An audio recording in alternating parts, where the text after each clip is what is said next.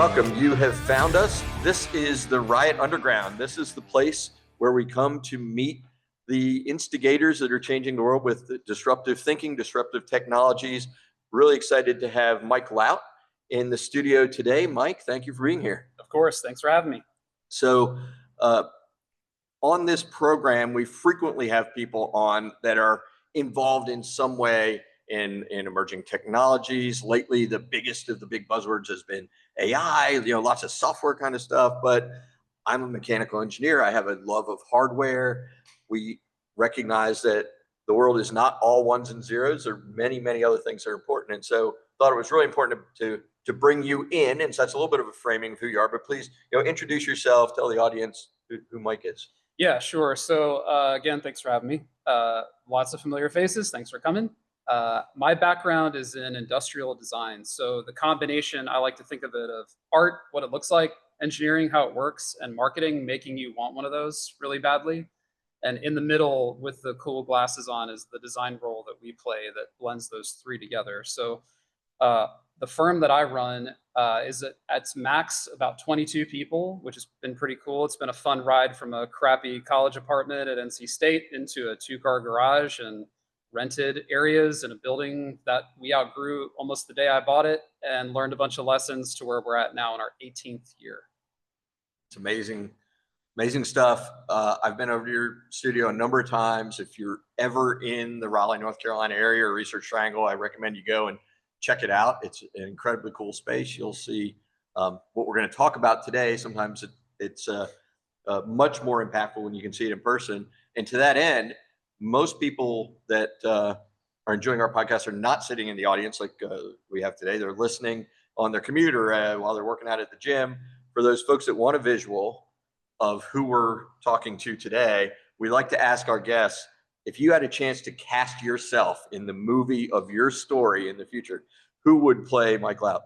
I thank you eternally for the primer to get a chance to think about that ahead of time.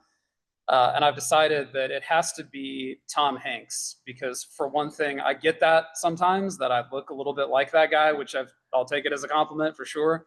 And then I feel like he's just nerdy enough in a lot of his roles that it sort of fits. I'd like to think likable, but there's also like a castaway away from the world aspect that I appreciate about that guy too. So I'll go with him. I love it. I will share you're not our first Tom Hanks, but that's okay. Right. That's okay. But I like it because I can see, comedy Hanks fits, serious Hanks can fit, thoughtful Hanks. Yeah, I think you've got some of that. So no, great visual. But more seriously though, give us a little bit more just foundation. Design is kind of a buzzword itself, right? And it probably means different things to many people. Industrial design, of course, is a specific field within design, but give us just our audience a little bit more baseline of kind of how you think about these terms. Sure. There's an old guard that I think their job was to take engineering solutions, machines, in a lot of cases, literal machines, and make them look better. And for years, that was the job. It was encapsulated in the skinning or the styling of the thing. And I think as time has gone on and humans got really, really good at building things, they also got really good at styling them. And then they realized that, well, that's an answer. It doesn't necessarily mean it's a good one. What it looks like is an aesthetic. It is a function. It is a placement of components. And then we evolved this human-centered design approach where now I would like to think that what our team is mostly engaged in is speaking human language into functional language, into technical language. Yeah, that's amazing that this laptop can do what it does, but do people really want to use it? Or do they want to use it over another one? It may have nothing to do with the technical aspect and more to do with how does it make me feel? Do I feel like a smart person using it as compared to a clunkier, boxier, heavier, larger, old-fashioned looking version of the same thing? That's actually what I care about first, because I can't help it, because psychologically it appeals to me or it doesn't. Then we get to dive into all of the other layers of how it works and refining all of that stuff. So I think that nowadays industrial design is far more than stylistic treatment and a lot more of like human psychological research, observation, watching how people naturally solve a problem or their preferences. We have that one-way glass at our facility, like you see in the movies, where we stand behind it with our lab coats and our clipboards, and we learn what people want to do. I think I know what that market wants, but we often are corrected because we observe them, the fifth person in a row, try to put the thing on backward, and we realize like, well, that should probably be the first thing we fix. So it's human-centered first. Technology absolutely has shifted your industry over time, whether it was, I remember back in the 1980s, learning to program CNC machines to 3D printers, CAD has come, lifetimes forward. What are the areas where you're seeing the most impact today of technology on the craft? Awesome question. I also didn't know that one was coming, and I feel great about that because I realized the other day there was a myth that 3D printing would be like a microwave, where everybody has one in their home, and anybody who's owned one knows that that was total nonsense. That if they're even up and working, the amount of maintenance it takes to keep that going, the part quality you get is heavily affected by everything from the environment, the humidity, to the amount of dust in the room, and temperature settings, blah, blah, blah. Anyway, that has all evolved to the point where my son and I can be in a moving vehicle and I can start a print from my phone to a printer we have at home in our garage with like, I'll say it's 98% confidence that when I arrive at home, it'll just be there waiting like a meal would be waiting in the microwave. And the amount of removal of technical know-how in that industry for us has been a huge aspect of like, we don't need a staff of people doing that, maintaining that equipment, fighting, swearing at it, all of that, which trust me, we've had for years. So that's been great. And a lot of it is AI generated logic, cameras and radar and all sorts of technologies monitoring temperature, thermal, whatever, to like flag it before it gets worse, adjust on the fly to fix it, or to pause the print if it isn't going to work, right? So that really hit home for me when I realized that the power went out at our facility. And I thought, well, there that goes, 28-hour print or whatever. We come back in, we power everything back on, and it says, hey, it looks like the power might have gone out during your print. Would you like to resume? And I'm like, what? So huge implications on our day to day. There's others, but that one hits home. Yeah, 100%. I mentioned AI in the intro. Where is that, or is that coming into your industry? Yeah, it's already there. It is affecting the jobs people seek or don't. It's affecting who we hire and who we don't. We spent probably 75 hours worth of our leadership team's time talking through how to train our team on a common way to leverage all the tools that are available. Because if they're all off in different directions, you're good at this, you've learned that workflow, you're able to somehow translate Doodle into a beautiful rendering. However, this other person's able to then turn that into a 360 fly around video of the thing, while somebody else is able to generate, I'll say it's still a poor quality, but you know it's coming, 3D CAD that we can then 3D print from. So this Post-it note Doodle has found its way into a physical object in a matter of a couple of days, maybe. And it doesn't mean it's a good object, because it doesn't mean it's human-centered. It doesn't mean it actually solves a problem, but it's an iteration of several that we would normally do. So now, like many industries, we can create way more content way quicker with fewer people. And I like to think that that means we're now able to get creative about other parts of what we're doing. So we haven't laid off a single person from AI. In fact, it's remarkable that we are having our best year ever in a season where AI was supposed to steal our lunch money. So anyway, I'm sure more on that. Yeah, I mean, I'm observing in the market a lot of experimentation of, oh, we can do more with less. But I think the real success is going to be, I can do more with what I have. That's right. And because I can do more with what I have, if I actually add more, I can do even more. And the companies that really use the tools properly may grow with the tools rather than reduce. Yeah, and We shall see. every new team member that we've brought on, despite what you'd read in the news that nobody's getting hired for anything, we have brought on new people. Big surprise, they're straight out of school. They know the latest. That's what they focused on. They had time. Their time wasn't all about whether we're turning a profit while we're doing it. So they were free. They explored. They learned things we don't have time to learn. And it's like companies acquire others to grow. If we acquire new talent, we grow. They bring in this new influence. A couple of them in our audience, actually. So very cool to see some of the big headline news for our team come out of the latest additions to our team. When I think for years, the way that that's gone, it's the old guard, the experienced people who are training the people who are green, who just arrived. They're, worthless. They don't know how to do this. They're going to need a ton of training and bring up. And that is changing, which is pretty cool. It's really cool. Are you seeing kind of changes in the expectations of the customers in either how you work with them and what those workflows look like, or every company now is trying to be an AI native company? Does that change their thought about the work you're doing? How's that landscape changing? Yeah. The reality today is that they are aware of it. They're interested in it. They've heard about it. They're not using it like they could be. I've found that I can cut my own lawn, or I could hire a person to do that even though I own a lawnmower. So just because they can doesn't mean they will. So that's its own thing. And then just because they haven't transferred from, I know of it, it sounds important. I've been told it's going to take all of our jobs. So we're going to be an AI company. And what that has really meant is they hire people who seem like they know how to do this. And our analogy, I think of it like digital photography. There were a lot of people trained on film who had to know a lot of things in order to be any good at photography and film. And when digital came along, all of a sudden, any old idiot could point and click and take a pretty good picture. It doesn't mean it's great, but it was way better than it used to be. In fact, it was actually lit and I could see things in the frame.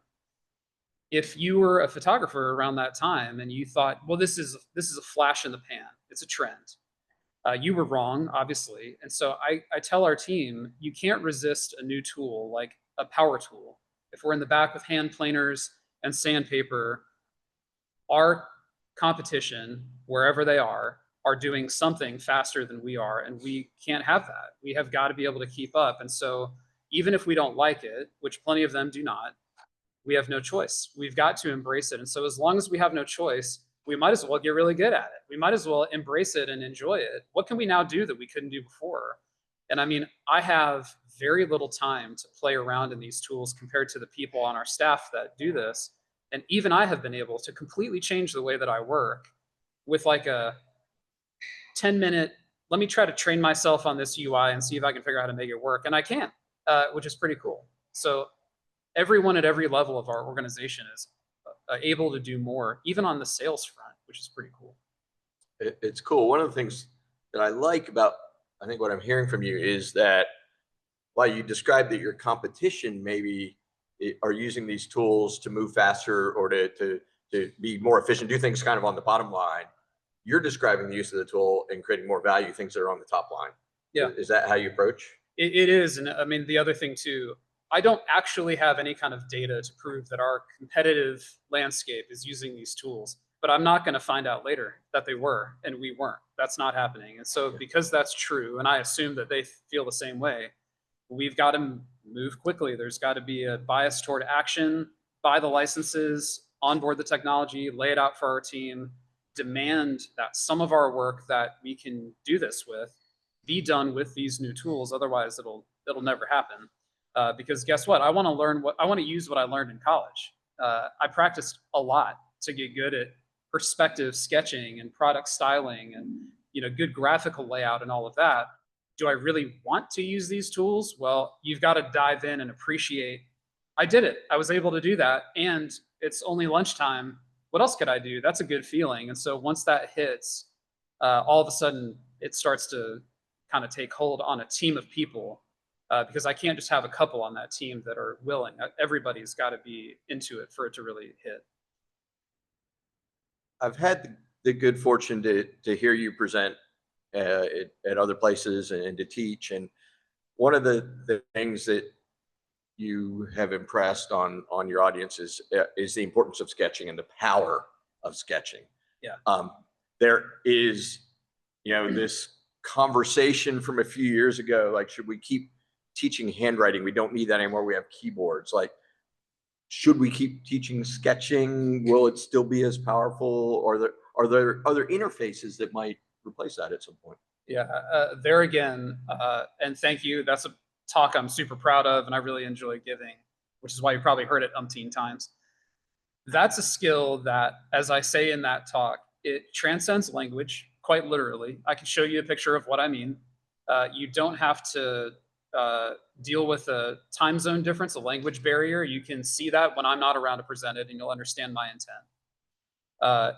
It is so therapeutic, I can't even begin to describe how satisfying working on that drawing can be.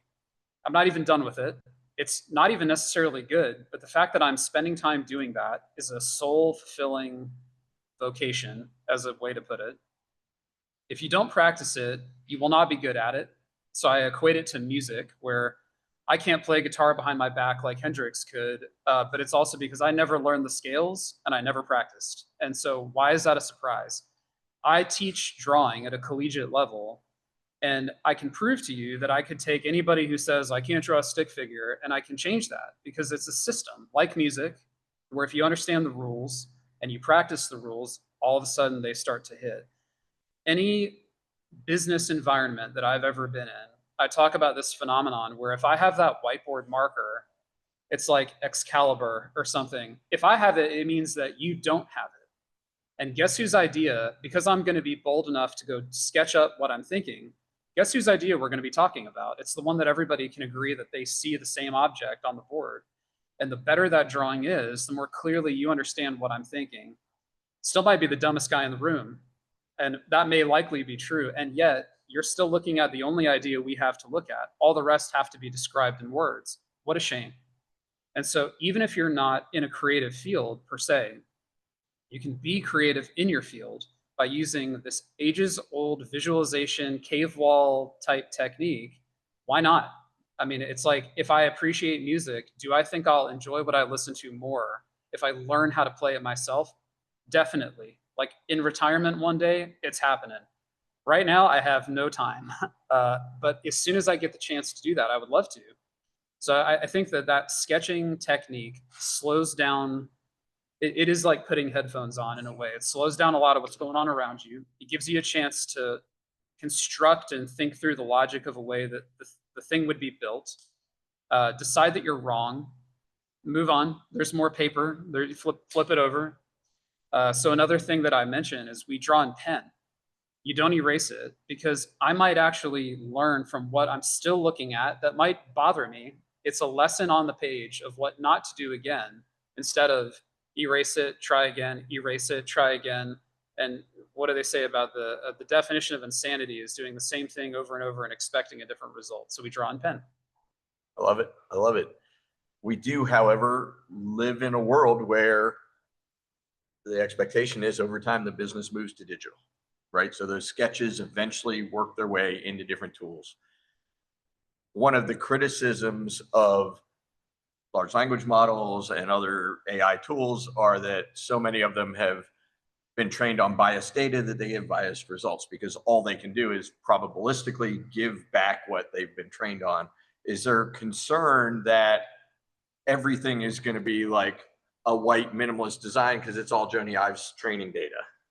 Yeah, great question. A couple of thoughts about that. So one, is it reading everything it's fed? Yes. Is it absorbing all of that? Probably. Is it predicting what I'm going to buy and feeding me ads? You betcha. My phone's probably listening to me in my pocket right now. So, okay, whatever. We're in it. Because we're in it, my thought is that tool, like many, is only as good as the thing you fed it. And if we've got the fundamental skills to upload totally awesome imagery, if I may, that the thing is, from the very beginning, closer to what I wanted, to anything that anyone else in the boardroom will create, guess what the output will look like? And so because that's true, That's another good reason why I've encouraged our team. I've actually mandated it that our team has no choice. They've got to learn these things. And if that's hard, yes, it's hard for everybody, and I'm sorry about that. But what's been cool is they've all been like, yeah, let's do it. So because we see the result on the back end and our customers still can't create that, or another phenomenon I've noticed, they just don't want to. They're experts in supply chain management, data and spreadsheets. Good. I don't like those things, and I'm not an expert in those, and I need them to be there. They do not care to learn how to give better inputs to this new tool, and we do. And so that's great. And so there's still an economy there. And like I said, we're having our best year somehow. No, well, I think I know how. It's quality. It's a topic we've talked a lot about in the past, which is craftsmanship. And craftsmanship comes from practice and from the things you've described. As we have tools that can start to like automate and iterate and do things in an instant, is there a risk to craftsmanship? I'm going to stop saying good question because I'm starting to get the vibe that they're all going to be good. I don't think so. And it doesn't mean that there's no risk at all. But I think in large, no, because craftsmanship has always been a premium cost. You never bought an artisan object for lesser money than a mass manufactured widget.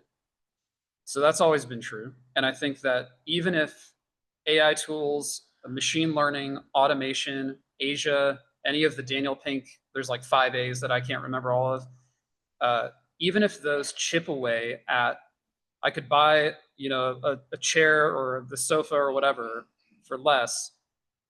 Yeah, but do I want to? And there's a market today that doesn't care to buy the cheapest object available because it's there for next day delivery if you want it. And yet, I'm fed up personally. I don't want that garbage. It is literally going to become garbage faster than we can get its lifetime value out of it. And because that's true, we're already not at the bottom.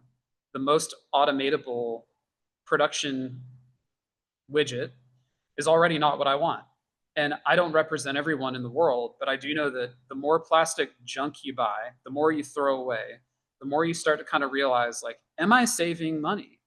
And I think that people who are even remotely money savvy, who are paying attention to where their dollar goes, well, they do quickly realize that your Timu set of calipers are A, not accurate to begin with, B, going to burn through batteries because of the poor circuitry if they last long enough to live through an entire battery cycle.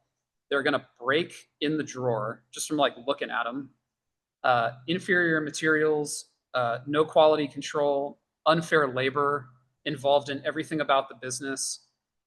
It just shouldn't exist. I mean, those kinds of things just should not be made that way. And the fact that you can buy an $8 folding chair at a sporting goods store, that's wrong. That doesn't make any sense. You shouldn't be able to make that object, import it over the ocean for so little money, use it at the beach for a season, have it rust out completely, throw it in the garbage, and do the same thing over and over again. We shouldn't be able to do that. And there's already people without being driven away from that have decided they've had enough. And so I think I'm not even talking about the specialty artisan store like you'd find in a little cute corner of the mountains or something where you meet the person who handcrafts the sculpted beautiful thing, but it's like $5,000, and do I really want to spend that kind of money?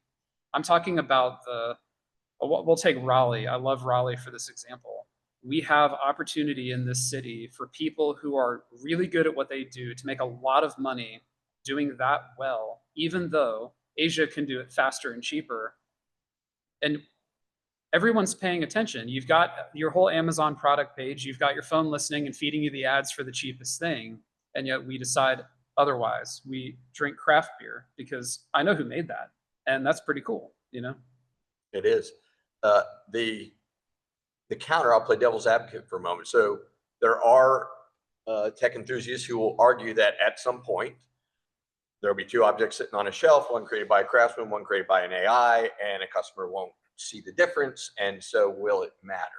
Yeah, I think it will. And here's why I think so. And again, I am not an AI expert for clarity. Like I snuck my way in here today. I have a microphone, so I'm going to use it. Authenticity is the number 2 core value of my company. When I try to rally a team around the things that make us us, that's obviously near the top. That authenticity comes through either in the actual object itself, where the varnish on the outside starts to wear off after a year or two and you realize that it looks the same, but it's not. I take two objects that weigh completely differently. Psychologically, I cannot help but think the weightier one, the heavier one, is probably made of better materials. There's more going on there somehow. Uh, that's a whole human factors chapter that we can get into if you want to. Why people perceive value in a thing. But let's assume for the argument of your question that they do weigh the same. They are the same. They are literally made of the same material, same object. Just because you can doesn't necessarily mean you should or you have to. And if you asked me personally, do I want an automated, perfect one-off, or a thing that I know the person who made it, maybe, or I have quick access to the actual flesh and blood people on the other end, if something goes wrong, I'll take that one. And if it costs $5 more to have the ability to have a story, a guarantee, a warranty, a soul, I'll pay that $5 because I know that it's like an insurance policy, and that's pretty cheap insurance. It's got to be within reason, of course. Which is I'm sure what you're getting at, but I think that there's going to be a place for that forever. Yeah, I don't disagree. And your story about the weight, I'll just share a quick anecdote that it reminds me of one of the very first products I designed as a young engineer. I worked in the mobile telecom era, and I had to design a desktop charger back in the days where you used to like stick your phone into a charger on your desk. And the thing wasn't selling at all until we added a 25-cent piece of steel that we taped on the inside of it with a double-sided piece of tape. It was 25 cents on an $8 bill of material to make it heavier so that people perceived higher quality, and then they sold just fine. And you could call that human-centered design in a way. I mean, in that case, you're doing what we do in mock-ups, where we cheat quality because we don't want to go through with a full build yet, but we know that if I pick up this microphone, which I know better than to do, if it doesn't weigh a good amount, it's probably a cheap one, whether that's true or not. It's part of why I'm fascinated by the racing industry and aerospace, where lightweight actually equals quality in some industries, but most cases that's not necessarily true. But there's more to it than just weight. If I touch this and it's cold, it's probably, and it is cold by the way, it's probably made of metal. And if it's made of metal, I know metal to be a material that's kind of difficult to work with. And if somebody took the time to make that out of metal, it probably means that there needed to be the attributes of metal there. It needed to be durable, it needed to be ductile, coatable, it needed to be able to endure abrasion, and on and on and on. If those things are true, it's probably a good one. And the temperature, the weight, which we've talked about, you've got texture that you feel in your hand, haptics. Your iPhone these days has a magnetic little cylinder that bounces back and forth instead of an eccentric, weird object to create vibration, and it's a crisper feel in your hand. It's hard to describe, although good designers are good at putting that into words, I think. Not that I claim to have done that today, but that sort of high-end feel comes from places you don't expect, like the tactile click of a key on your keyboard. Cheap, we've all felt it. I went to school in the 90s where the IBM click-clack keyboard is not a thing I care to experience again. There's a whole market on the topic of things like a keyboard. Very high dollar, high end, nothing AI generated there, where they studied people's feedback on how that key feels, sounds, looks. Is it backlit? If it is, but not too harshly. I do a lot of my work at night in dim lighting or whatever, or I'm in an airport, it's super bright, and I need to be able to crank it up. Human-centered design pays attention to what people care about. And there's so many attributes, including even what you hear. I mean, I find that what you smell, that you've probably experienced, like you open the package of a new object and you're like, it's probably giving me cancer, but man, does that smell like a new car. Like, I love that moment. Peeling off the screen protector is this cathartic moment. And I wish I could put it back just to do it again. That's a human thing. Let's step aside from the AI conversation for a moment, or at least a half step aside. I think we can all agree that we all have some level of screen fatigue as a user interface. So as we engage our technology, for the last number of years, it's been touch, it's been screens. Are there innovations? Do you think that maybe because of AI or other things that we're going to be able to step away from that in a much more human way? That's not really a very human way to interact with devices. No, it's a point that hits home where all over the news you have screen fatigue. You have children being raised without screens intentionally. We have a client right now we are helping them develop a dumb phone. There's lots of dumb phones on the market. I don't want to be addicted to a thing. I do want some base functionality. But looking at rectangles is not inherently a very human thing to do. I mean, it's literally bad for your posture. So it's unacceptable that we have found ourselves at a place where so much happens on a device that we kind of equal parts, I think everybody would agree, love and hate. There are times when I'm so disgusted, I literally want to throw that object across the room. It hasn't changed what it does. It's the format. I don't like the fact that I can be bothered while we're having a conversation, and I can. And it's happening in vibration in my pocket this entire time. I don't like that. Things that are way more human-centered, they mesh better with whatever your day-to-day life looks like. And it borders on almost like surveillance in a way that I think a lot of people don't like. Iris tracking and attention and facial scanning and whatever. However, these are also the methods by which we create a better experience for the driver, for example, who doesn't have to look away from the road to answer a quick question with their eyes and where they look, yes, no.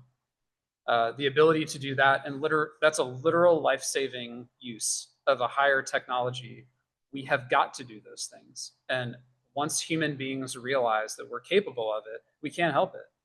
So I find that part pretty cool. Like to quote, maybe it's Homer Simpson or somebody in The Simpsons, for one, embrace our robot overlords. Like for that reason, if we're going to help ourselves do life-saving, efficiency-gaining, time recapture things, I get to go fishing with my kids, and like I don't want AI to be a part of that. I get choice now because I leveraged it during the workday to not use it when I don't want it. And so I think the future probably contains greater choice for people in time expenditure.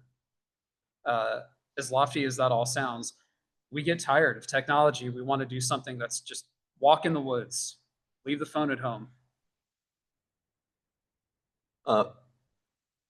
As you mentioned, you've told your team we have to do these things, right? Because whether we like this or not, new technologies, new ways of working, they do steer the way things are done, and you have to stay abreast of it or get left behind.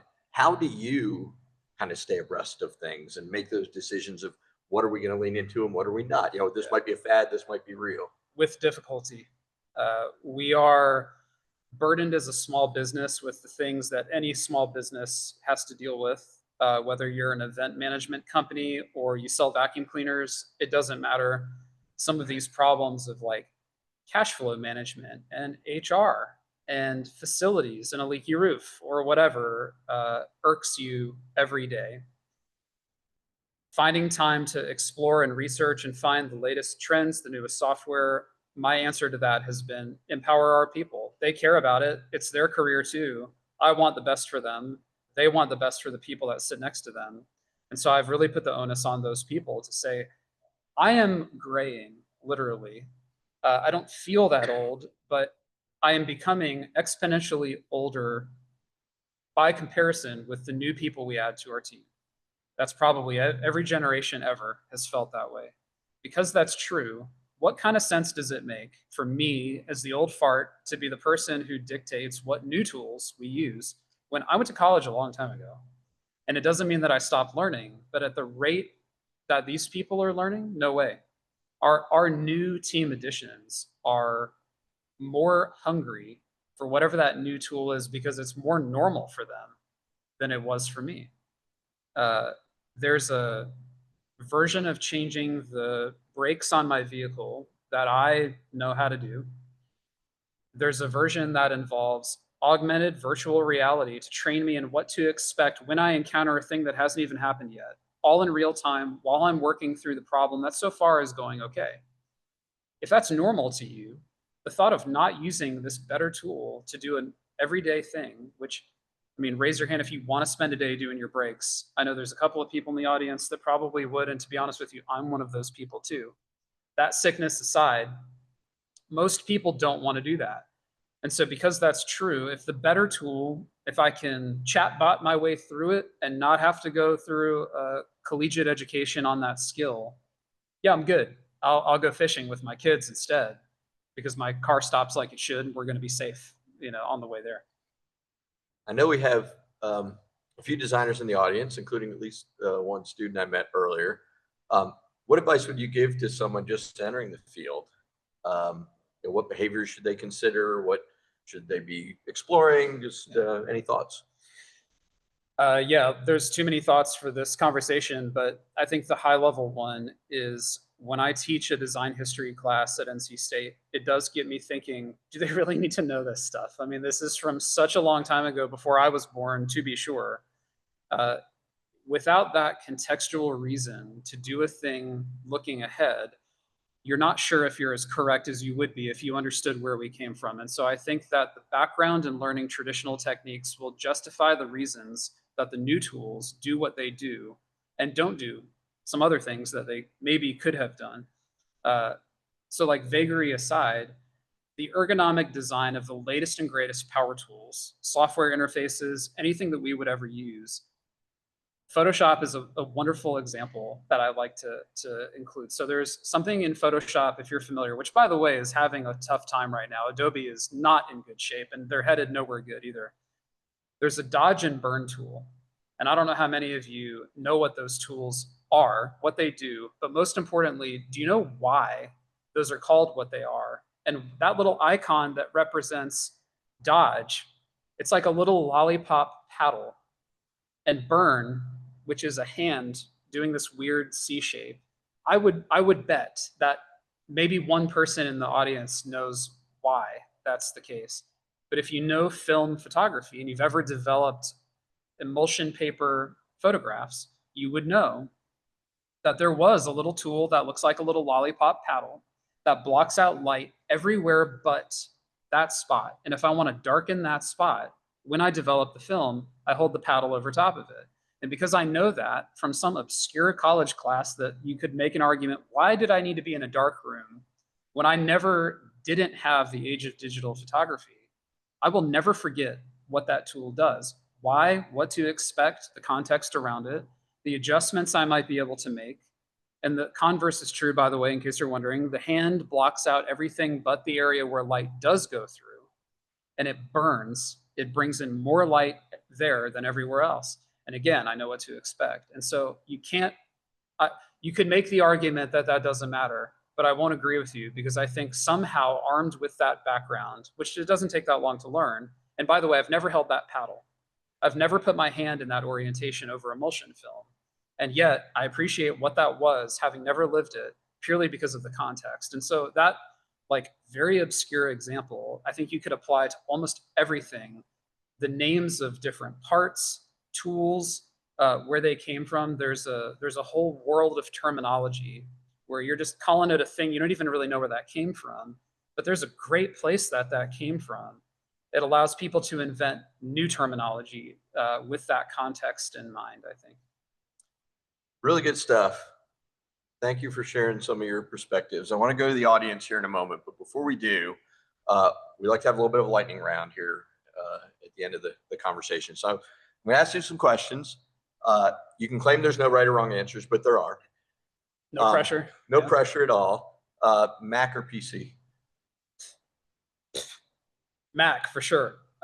This is a slam dunk for a designer. Yeah, absolutely. All right. How about, so I'm going to go outside of my expertise here, but Dieter Mons or Joni Ive? Ooh, I'm going to say Dieter, mostly because that's where Joni Ive and that generation came from. So per my earlier comment about knowing the background and the history, you can't fully appreciate that guy without knowing what inspired him to do awesome work that I'm totally jealous of. And I wish it was my name on a lot of those things. However, if you know your design history, you understand that that came from a place, and where that place came from was so much farther ahead of its time than the work that Joni Ives does, even though I have a ton of respect for it. Cool. So I'm going to ask the next one to the audience because you gave a spoiler answer already, but pencil sketch or pen and ink? Anybody? Pen and ink. That's right. That's right. Fantastic. All right. How about Da Vinci the engineer or Da Vinci the artist? Ugh. Is there a transitional period that I don't know that history, but if I did, I still think I would take, in that case, this, I hope I'm right.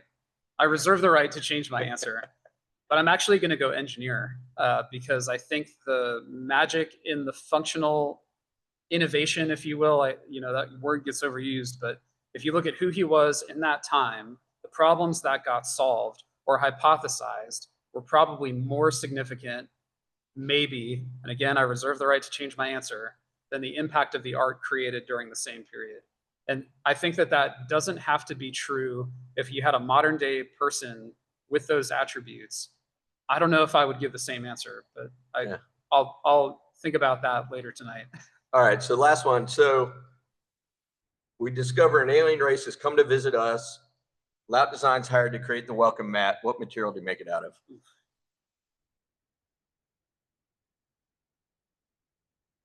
Diatomaceous earth. It's bacteria killing. Insects don't like it. There's a lot of attributes. I've never seen anything like that. It's absorbent. I don't know. There's a lot of attributes there. I feel like if we did something like that, maybe we'd score some immediate alien points or whatever. A little bit of alien cred. I love it. Yeah, let's thank Mike for his answers. With that, I've got a microphone that I'm going to hand around. It's not going to amplify you, but it's going to get you on the recording. So any questions for Mike?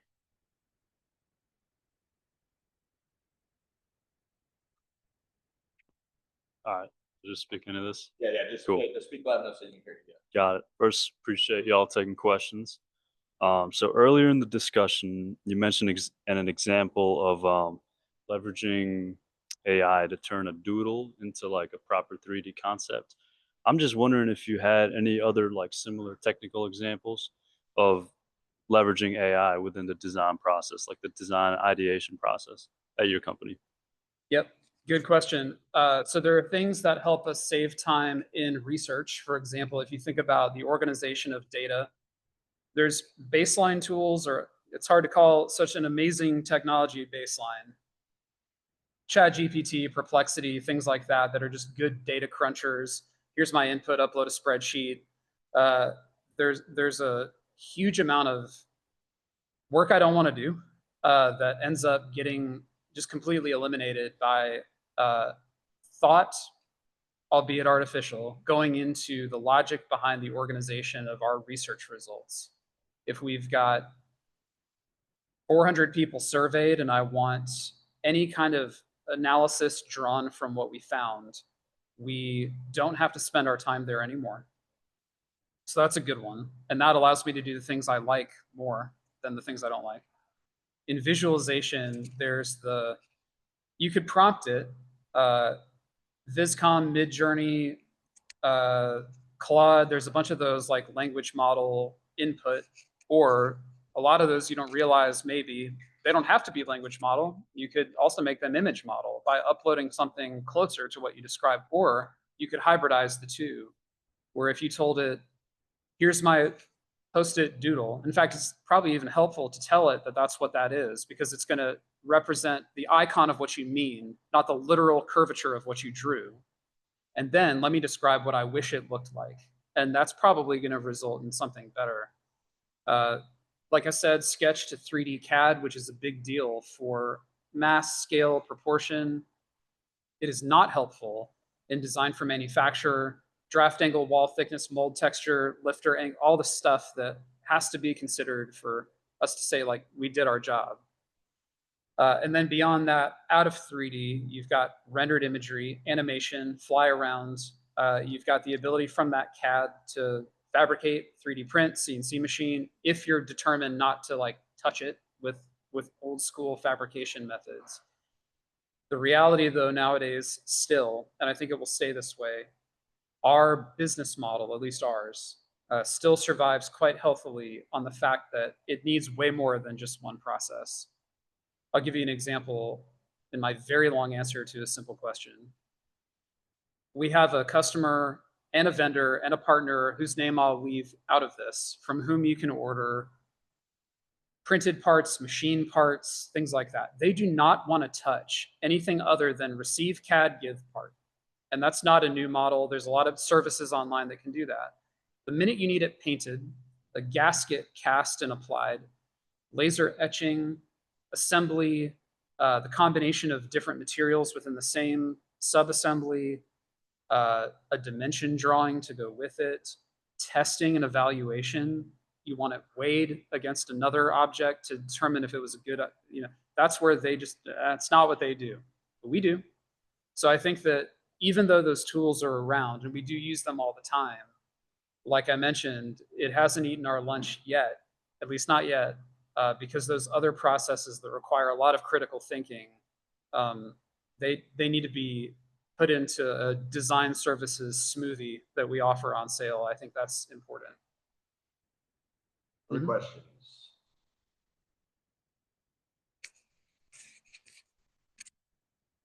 So you mentioned earlier around like kind of coming into university with, expectations and thoughts around what you want to learn. If you were talking to yourself and you had to go to school now, what would you tell yourself to try to be prepared, come out in 4 years with an approach that might be a little bit different than maybe you would have done when you originally went to school? Great question. I think that if a question is, given the state of technology, the state of higher education, everything I've learned in my career to date, if I get that under my belt before I even begin, I would absolutely be one of those older, and I would be older, annoying students in the class where the professor's like, if no one has any other questions, we'll end early. And they're like, well, and I'm like, man, I've got a keg of beer waiting at a party, like whatever it is. I would be that person for one thing, because I'd be more inquisitive than I could ever have been back then. There's a ton of grunt work, and I kind of think of it like automatable. Who enjoys that sort of work, that brand of time expenditure that I would automate in any way that I could? We work with a customer who reminds me of the way I would tackle it, where it's a little creepy, but I've decided to let it go. He records every conversation that we have, as if, again, my phone's not already doing that or whatever. But out of that recording comes crisp follow-on minutes. Zoom will do this, Google Meet, all these things will do this. But he has got a physical recorder device on the table, and there's something different about that tactile piece of hardware that reminds you that this, interrogation session that we are currently in, whatever I say, I'm kind of committing to do, because I know I'm going to get an email from him saying that these things shall happen. And so it's made me pay attention to, if I were to go back to study, the things that professor gives me that I can digest into a bulleted list, because Lord knows that's not how those classes were then. I'd get the bulleted list knowing I can explore deeply, a la Wikipedia, where like a thing they said made me interested in a different adjacent topic. I'd be over there knowing that my tools are helping me not lose some of what's being said live. I guess. I never thought about that, but that's part of it. Yeah, really cool using the technology to augment the learning. Yeah. Let's take one more.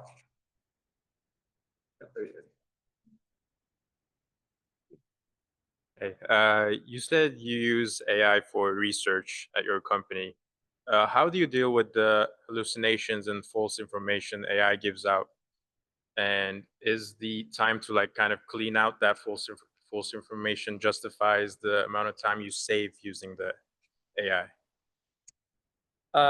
So yes, we do notice these like anomalies or hallucinations or whatever you'd want to call them. I think because we aren't data scientists, and because the volume of data being handled here is never going to be on the level of a lot of jobs out there, ours is centered around the physical, tactile world, the graphical user interface. Of course, there's numbers, there's the need to go check our work. It's like, it drafts an email for me, but it doesn't mean I like it, or its tone doesn't match what I mean, and it wouldn't know that. And it's a starting point, and it still saves me time, but like I'm still a little annoyed.